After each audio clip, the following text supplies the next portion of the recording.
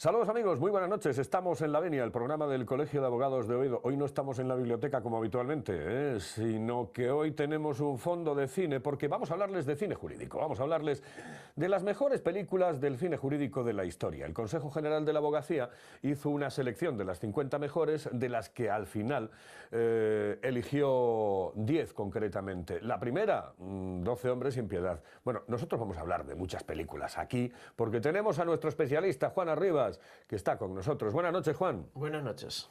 Vamos a hablar de cine jurídico, vamos a hablar de muchas películas. La mejor, la más importante es 12 hombres sin piedad. De esa hablaremos incluso el próximo año, porque de esa hemos hablado muchísimo. La hemos proyectado aquí en Justicia en 35 milímetros, es decir, ha sido una de las películas que se puede vincular el mundo del cine y el mundo del cine jurídico a ella, ¿no? Sí, es bueno además, después de toda esta temporada, periplo de programas, hablando cada día de una película en concreto, es buena estas fechas de Navidad para hacer este pequeño resumen, este pequeño análisis de un poco de, más que la película entera en concreto, pequeños trozos, las cosas más importantes de cada una, por qué cada una en este momento fue importante para el mundo jurídico o simplemente porque destaca como película. Yo decía que no íbamos a hablar de 12 hombres sin piedad. Sí, vamos a hablar de 12 hombres sin piedad. Lo que pasa es que no lo vamos a hacer con la extensión que tuvo lugar cuando hicimos aquel especial de 35 milímetros de Justicia, en 35 milímetros. Vamos a hablar de las películas poquito a poquito. Y vamos a comenzar por una película impresionante que además tiene un abogado estrella, yo diría, del cine jurídico en la historia. Quizás sea el abogado por excelencia. La película, Matar a un ruiseñor. Sí, Matar a un ruiseñor. Es la película basada en la novela de Harper Lee del año 1960. Una escritora que ganó el Pulitzer, se convirtió en una estrella de la literatura y nunca más escribió otro libro. Ese fue su única estrella. Basada en este libro se salió la película de Matar a un ruiseñor, que fue un éxito clamoroso y que probablemente es la película por la cual grandes generaciones de abogados se dedicaron a la abogacía, ¿no? Es una película de abogados, sobre todo de un abogado, de un juicio y de un tema sobre la injusticia del racismo en el profundo sur. Vemos una de las escenas cuando está en el porche de su casa, llega el juez y le dice, bueno, comenta y habla, ¿no? Sí. Hay 3, 4 escenas que son de las que perduran, ¿no? De las que te acuerdas, que son grandiosas. La primera es esa, Atticus Finch, el mítico Atticus Finch, está en el porche de casa, además que se nota que es el sur con ese calor que casi se transmite por la pantalla. Y es muy curioso porque es ya de noche, ya acabó todo, ya los niños se acostaron, él está fuera como descansando un poquito, abanicándose en una especie de balancín que tiene allí, de mecedora colgada, y sin embargo es impecable, ¿no? Es que desde la imagen que él proyecta, impecable, con su traje, la corbata, el peinado, en ningún momento hay ni el menor amago de quitarse la chaqueta, y no, él siempre impecable. Llega el juez, igual de impecable que él, y de alguna manera un poco solapada le dice que si, bueno, que hay un caso, que si él querría ocuparse del asunto. O sea, el juez lo hace porque un hombre que tenía, bueno, pues sin declararse en ningún momento en la película, porque por eso era el juez, y estas películas lo cuidan mucho, pero sí se nota que él tenía una intención de justicia, era un hombre que intentaría ser justo. De hecho, se ve cuando al final se produce la condena al pobre hombre negro aquel, que el juez se nota que se molesta, ¿no? Coge y se va, pues francamente disgustado y cabreado. Que precisamente en ese momento hay una escena terrible, yo diría que con una fuerza impresionante dentro de la propia película, dentro del propio film, y es cuando él sale, derrotado evidentemente de la sala, pero después de haber defendido con todas las de la ley, y nunca mejor dicho, la inocencia de aquel ciudadano negro. Sí, derrotado, pero digno. La dignidad es la palabra que define a Atticus Finch, ¿no? La dignidad y la honorabilidad. Él hizo lo que pudo, le intenta convencer de que tranquilo, que no pasa nada, que ya recurriremos, de que no pierda los nervios. y recoge sus cosas y se queda solo. Además está muy bien la toma de la película, de cómo se ve la sala del juicio, un poco como hay un gallinero donde están los negros y los hijos del abogado, y luego la sala que se ve un poco más abajo, y está ya él solo, la soledad de que recoge los papeles y se va, y los únicos que han esperado por él, a pesar de haber perdido, no hay ese maniqueísmo de como perdiste la gente, pues ya se te echa encima, no, al contrario, aquí le reconocen, esta gente tiene la altura de reconocerla, a pesar de haber perdido, le reconoce el mérito del trabajo que hizo por intentar ayudarles, por intentar que hubiese justicia, y le esperan, no se va ninguno, le esperan. Esto como cuando en un equipo, a pesar de perder, todo el mundo se queda en el campo esperando que vuelvan a saludar, ¿no? Y sin embargo él se va sin ni tan siquiera mirarles. Se va en sus cosas, él no quiere ese reconocimiento, él se va simplemente, y es muy emocionante porque además hay el momento que el reverendo, que era un poco como el padre espiritual de aquella gente del pueblo, pues le dice a los hijos de Atticus Finch: levantaros que vuestro padre va a salir, ¿no? Es realmente emocionante la escena y el momento cumbre de la película. Otra de las grandes películas de cine jurídico, aparte de esta que acabamos de comentar, Matar a un ruiseñor, es Filadelfia, que une dos aspectos: el mundo jurídico y esa terrible enfermedad que ha azotado nuestro siglo XX, el siglo XXI, quizá con menor fuerza, y que no es otra que el SIDA. Sí, Filadelfia, una película de Jonathan Demme del año 93, protagonizada por Tom Hanks y por Denzel Washington. Esta película está marcada por tres escenas y sobre todo está un poco marcada también por la música. La música de la banda sonora inicial y final de Filadelfia, de Bruce Springsteen, que ya le da una imagen de la tristeza, ¿no? Y un poco de la amargura de la película.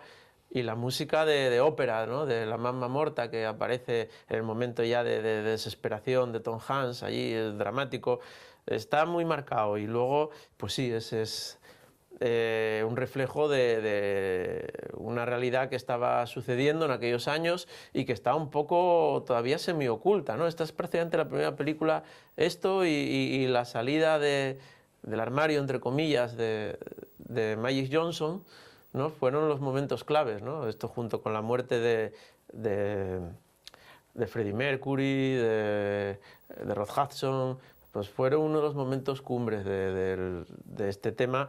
Y bueno, pues hay una escena terrible, ¿no? Que es cuando Denzel Washington conoce a Tom Hanks, le da la mano y después como que se la retira, sí, ¿no? Al conocer la enfermedad. Sí, Tom Hanks, que era un abogado de un bufete que con mucho éxito, cuando se dan cuenta de que en realidad la enfermedad que tiene, bueno, pues él, a pesar de que había trabajado estupendamente y había prácticamente ganado un asunto, pues le hacen trampas, le pierden los archivos, le dejan un poco, bueno, pues perdido para que fracase y así tener una disculpa para echarle. Y entonces él empieza su guerra jurídica.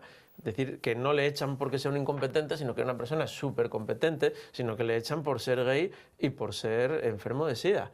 Y esa es la pelea de esta película y la injusticia. Y él, como era un tío muy inteligente, lo que hace es, en vez de ir a buscar, que es muchas veces uno de los errores que hay, ¿no? Un abogado marcadamente caracterizado por estas luchas sociales, o bueno, porque ya iban a decir, bueno, claro, ¿qué va a decir este? No, él va y busca un abogado que precisamente él había visto en algún juicio, además, que era un abogado bastante, bueno, homófobo, ¿no? Pero se da la circunstancia de que Denzel Washington, otro grandioso actor, era negro y además era un defensor de los derechos de los negros. O sea, en esa escena que tú comentas, Tom Hanks le da la mano y le dice: mire, yo quiero que me defienda porque yo tengo SIDA. Y el otro, debajo de una foto de Martin Luther King, le retira la mano y se echa para atrás como no sabe cómo despedirse de él ni cómo apartarse de aquel asunto, lo cual es una paradoja bastante... Bueno, recordemos también que en aquel momento no se sabía cómo se transmitía la enfermedad y ciertamente había una leyenda negra sobre el SIDA. Sí, había un estigma en aquel momento sobre toda esta enfermedad. La verdad es que, de hecho, a día de hoy, esas cosas que, ¿no?, los amantes de las teorías de la conspiración pues siempre tendrán alguna, ¿no? Qué enfermedad tan misteriosa también, ¿no? Que surge de repente y precisamente va a atacar a colectivos de los que pueden ser discriminados en un momento dado por determinada parte de la sociedad estadounidense. Son cosas un poco, bueno, que quedan ahí para la literatura de la conspiración, pero no se sabía exactamente hasta qué punto podía contagiarse por contacto humano o no. Bueno, ahora ya está todo bastante más claro y por suerte esperemos en vías de solución, pero bueno, sí que era una cosa complicada y en aquel momento es curioso como gente que sí podía ser capaz de mojarse y de marcarse muchísimo por la defensa de los derechos de una injusticia como la de los defensa de los negros, sin embargo, no quería saber nada en la defensa de los gays y de los enfermos de SIDA, ¿no? Eso fue un poco la historia de la película, que al final, bueno, pues sí que es verdad que acaba convenciendo a Denzel Washington para que le defienda y consigue una defensa justa, una defensa eficaz. Lo que pasa es que, bueno, ya un poco demasiado tarde porque la enfermedad no tenía solución, lamentablemente. Sí, de aquella evidentemente también, y hay que retrotraernos al año de la película, que no, bueno, ya hace unos cuantos años que pasó, ¿no? Sí, bueno, tampoco tantos, año 93. 93, bueno, son 20 años. Son 20, pero es que en 20 años se ha evolucionado mucho con respecto a muchas enfermedades, pero una de ellas concretamente con respecto al SIDA. Es decir, ahora hay una esperanza de vida muchísimo mayor, de aquella no. No, sobre todo porque había mucho desconocimiento. Ahora, por suerte, lo que hay es que se retrasan mucho los efectos, ¿no? Y es más fácil mantener la cosa estabilizada, pero en aquel momento, pues sí que no cabe duda que fue los Estados Unidos, sobre todo en la costa oeste, en la zona de San Francisco y demás, pues fue una epidemia en la que, bueno, pues murió mucha gente. Vamos a tener un par de películas de abogados, bueno, lo digo entre comillas porque tenemos una audiencia fundamentalmente de ciudadanos y fundamentalmente de abogados también, ¿no? Que para eso es este programa. De abogados sin escrúpulos, entre comillas, ¿no? Vamos a hablar de dos películas, pero una de ellas es de un abogado que, si bien no tenía excesivos escrúpulos, al final parece que, bueno, entra como en otra dimensión, ¿no? En la dimensión de la honorabilidad. Estamos hablando de Veredicto Final. Sí. Cuéntame de esta película. Bueno, Veredicto Final es también otra de las grandes películas de abogados. Es que un abogado que es Paul Newman es el rey y protagonista absoluta de esa película, ¿no? Hay una escena que es la inicial, que es ya muy representativa, ¿no? Está Paul Newman en un bar, se ve que es por la mañana, con un vaho fuera en los cristales, jugando a una máquina de petacos, que decíamos antes, ¿no? El ruido de la máquina, ya a esas horas de la mañana se ve que está bebiendo algo de alcohol, además una cosa muy típica que le echa como un huevo, tal, que se ve que es como un remedio, aparte de ser alcohol, como un remedio contra la resaca. Y cuando se va y recoge sus cosas y se va, saluda al camarero. O sea, ya en menos de un minuto con los títulos de crédito ya se ve que es un tío que está solo, que está bastante derrotado, no tiene otra cosa más que hacer que estar a esas horas de la mañana ahí, que bebe, que además no es la primera vez que está ahí, sino que ya es asiduo, y que se le ve un tío un poco perdido y un poco, bueno, pues que tiene un pasado, como efectivamente tenía, de fracaso. De fracaso, pero que además ya se había metido en una dinámica de aceptar cosas que realmente, bueno, eran difíciles de entender para muchos, ¿no? Sí, bueno, él está... Casos raros, vaya. Sí, el abogado este que ya iba por los funerales y por los hospitales con la tarjeta, ¿no? Y hay una escena en la que se ve un poco como que se cuela en un funeral a darle una tarjeta allí a ver si acaban dándole el caso y le descubren y le echan. Qué cosa más miserable y delata un poco la bajeza a la que había llegado aquel hombre en aquel momento, ¿no?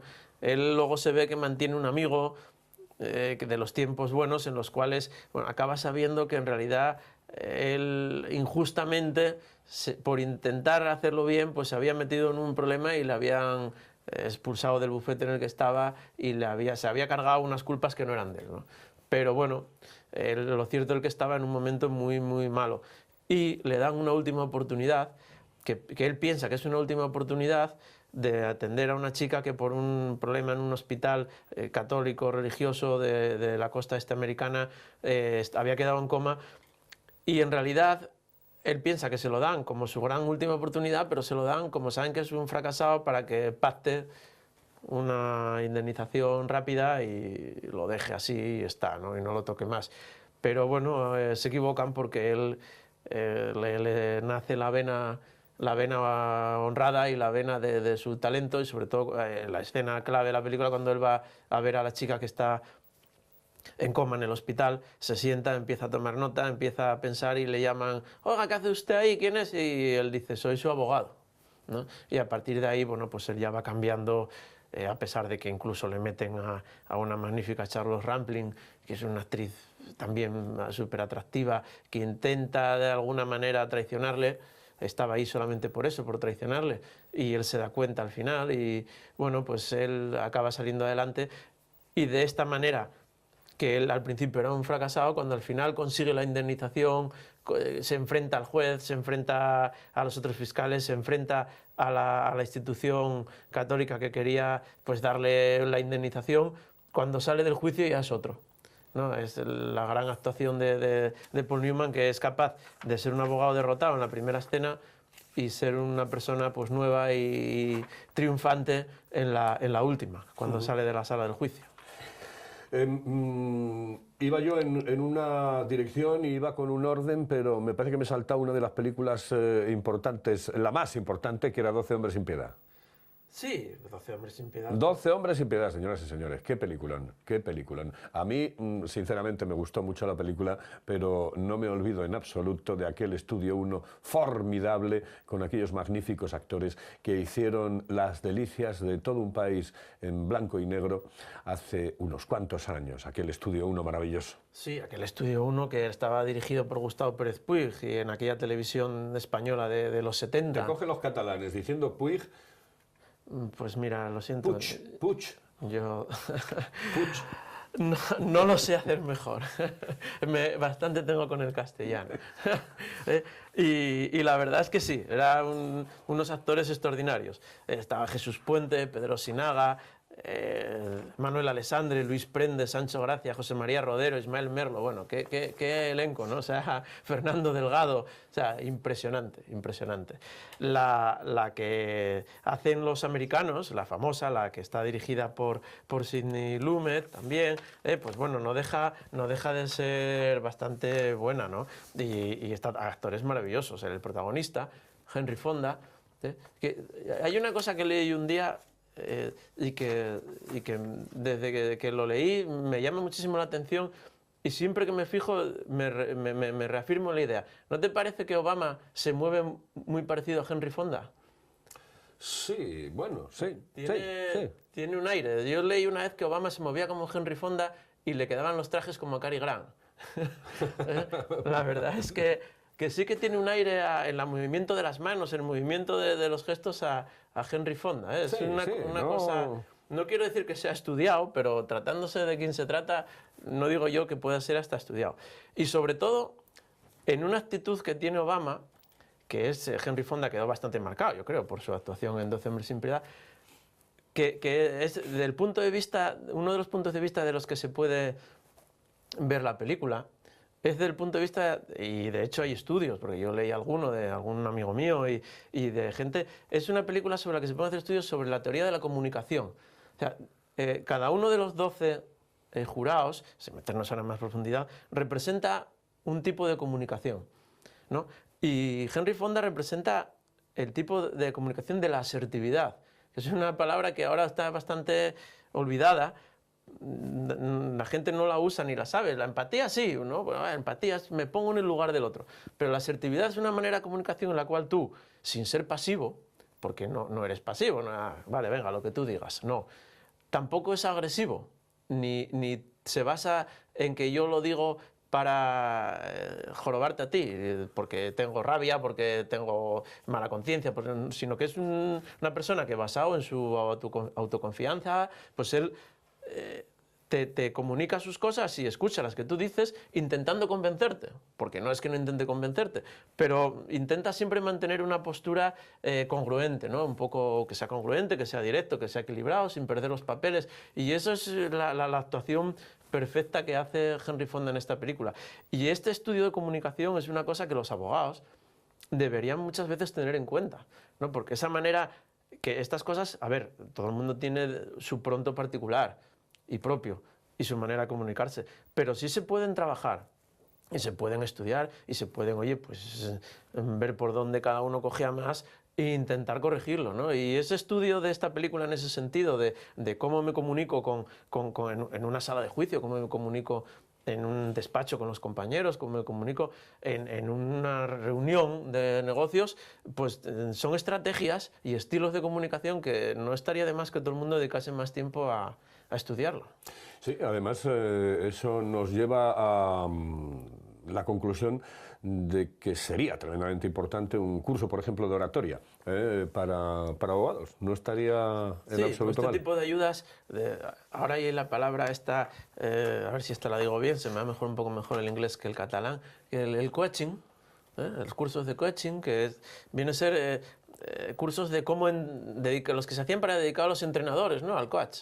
Pues ahora dedicado un poco a la manera en la que tú puedes dirigirte a un grupo de equipo, a un equipo, ¿no? El tema del equipo es muy importante. Y esta película, pese a ser, bueno, pues ya tiene sus años, esos años 70, pues es un buen ejemplo de ello.